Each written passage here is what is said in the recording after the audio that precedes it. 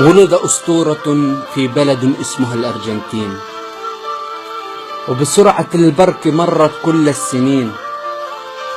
ولد التاريخ بقدوم ميسي، لا بل ولد أجمل تاريخ في أجمل مكان. عشقنا كرة القدم على ما حققه، فأنت أسطورة لم تترك مجالا ليوصفك أي فنان.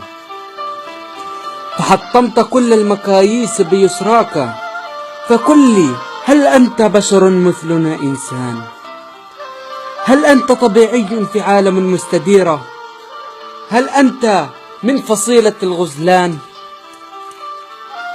فقد صنعت مجد كروي وعزة، أنت أكبر أن يقارنك باللؤلؤ والمرجان. حطمت كل المنافسات والأرقام، فعشقتك كأن أمي مدتني بالحنان. أيعقل أحد أن يستطيع وصفك فيعدل بوصفك كفة الميزان؟ أيعقل أحد أن يقارنك بآخر فليعلم أنه قد أصيب بالجنان؟ فكل ثانية تكون فيها بالملعب نشعر بالفرحة والسعادة كأننا في مهرجان. لا تحزن على ما أضعت من فرص، فيكفي أنك أسطورة هذا الزمان.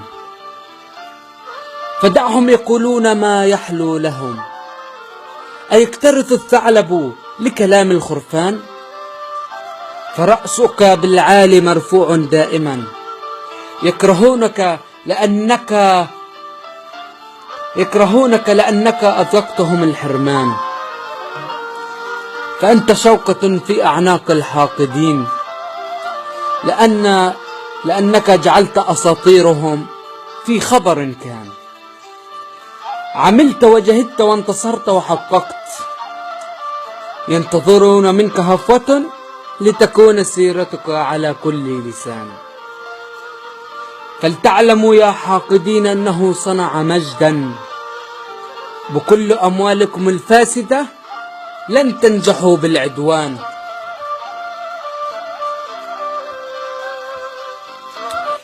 فاسألوا حراسكم من هو ميسي، أهو قاض أم حاكم أم قبطان؟ فكل الحراس ذاقوا من أهدافه، وسيبقى يحطم ويحطم ولو وضعتم أمامه جدران.